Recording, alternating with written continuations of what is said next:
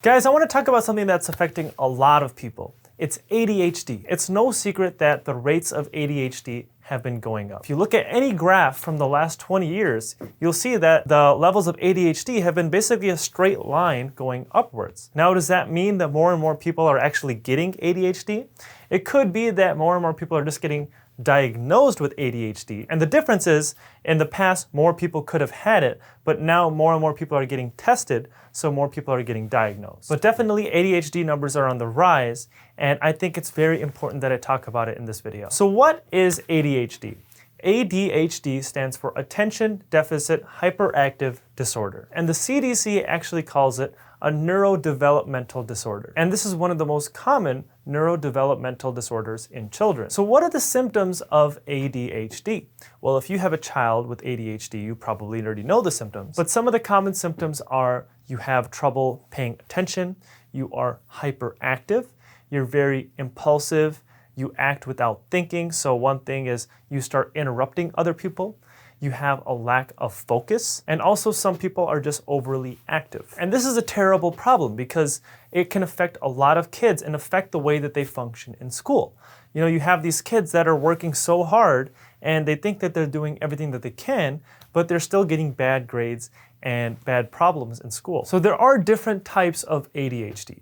So one type is the inattentive type. So some of the specific symptoms in this inattentive type of ADHD are you are easily distracted, you are forgetful, you don't pay attention to details, and you don't follow instructions so well. Now another type of ADHD is the hyperactive or impulsive type. So the symptoms here are a little different. You'll see people that are fidgeting, they talk a lot, they're always moving, and they just don't sit still. So kids that have this type, a lot of them will be climbing and running around on things, and they'll be super impulsive. Now, the third type of ADHD is a combined type, where you're combining the symptoms of both of these types of ADHD. Now, what are scientists saying is actually causing ADHD? Well, if you look at what the CDC says, this is directly from the CDC's website, they say that ADHD could come from a number of things, including genetic factors, brain injury, exposure to things in the environment, for example, when a mother was pregnant with the child, also using alcohol or tobacco during pregnancy, a premature delivery, or just having a low birth weight. Now, what if I were to tell you there is another possibility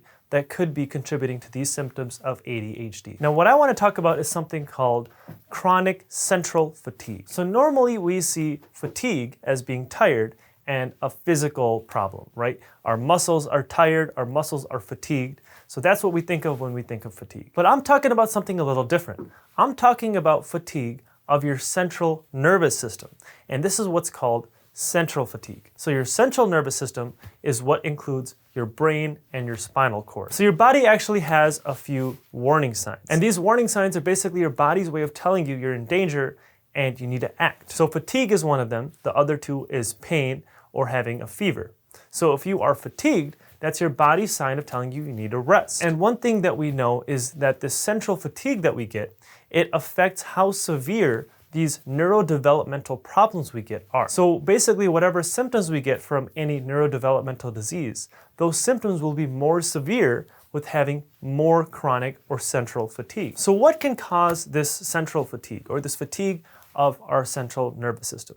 Well, if our body isn't recovering well, then our body's more likely to have this central fatigue, right? So what's our body's best way to recover? Well, it's our sleep. And what the studies are showing is if you have this inattentive type of ADHD, remember how we said there's a few different types? If you have this inattentive type of ADHD, you're more likely to have worse sleep and more chronic or central fatigue compared to other people. Now, a lot of times we associate ADHD with kids. But what about adults? Adults can still get ADHD too. And what we're showing is adults who are diagnosed with ADHD as opposed to kids, adults are much more likely to have this inattentive type of ADHD compared to the other types of ADHD. Now, let's talk about being tired.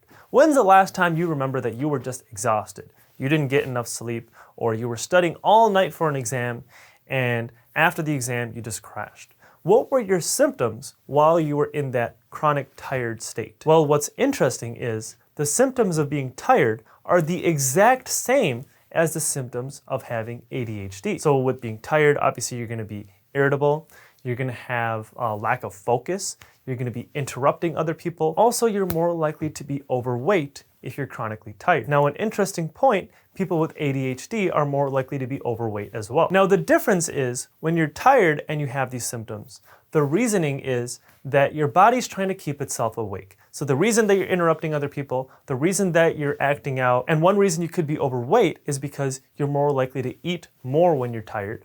The reason is all these things are to help keep you awake. Well, what is one simple way we can start to improve our sleep? Well, I actually dive more into sleep and how we can improve our sleep and the importance of our sleep. And I'm putting a link to that video in the description below, so make sure you check that out. But one simple thing we can do is to start breathing through our nose instead of our mouth. And the reason has to do with more how mouth breathing is so terrible for you. So if you're a mouth breather, you're more likely to have different skeletal structures with your face. You're more likely to have a narrower face, you're more likely to have a constricted jaw, you're more likely to have crooked teeth. And this can all affect your ability to breathe. If you have a narrow constricted face, it's gonna constrict your airway. And if you have a narrower airway, that means there's less room for air to get into your lungs. But also, mouth breathers just don't sleep as well as nose breathers. So people who breathe through their mouth, one, they're more likely to snore. Now, if you snore, that's a terrible sign, and that's a sign that you're sleeping very bad. And one reason people who breathe through their mouth are more likely to snore has to do with their tongue. So normally when you breathe through your nose, your tongue will be resting against the roof of your mouth.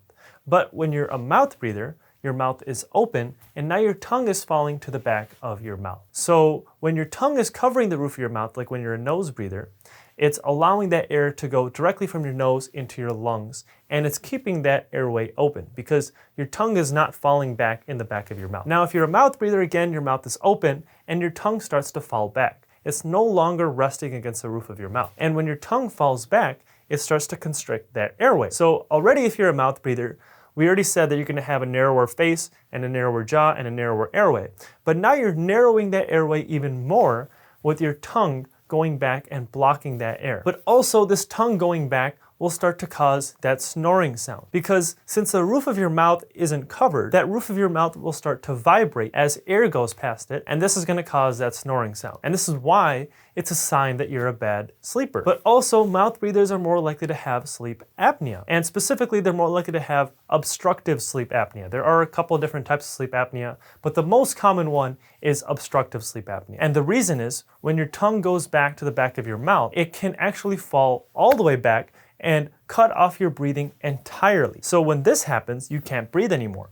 And this is what's called that obstructive sleep apnea. So I go over this more in some other videos, so if you want to learn more about this, I'm putting another link in the description below. And also there's been some studies on this. So there was one study that was comparing mouth breathers in school compared to a control. And what they found is people who are mouth breathers struggled a lot more in school compared to the control or the normal people. What they found is the mouth breathers had lower reading comprehension, lower working memory, and lower arithmetic skills. One thing that surprisingly was the same is their skill in math. And another study was looking at people who have breathing issues in general. So one was looking at mouth breathing, one was looking at people who were snoring, and one was looking at people who have sleep apnea. So all these people were grouped together. But people with these disorders were 40 to 100 times more likely to develop these symptoms that are eerily similar to ADHD. So one thing that I always question is how come with the ADHD treatment,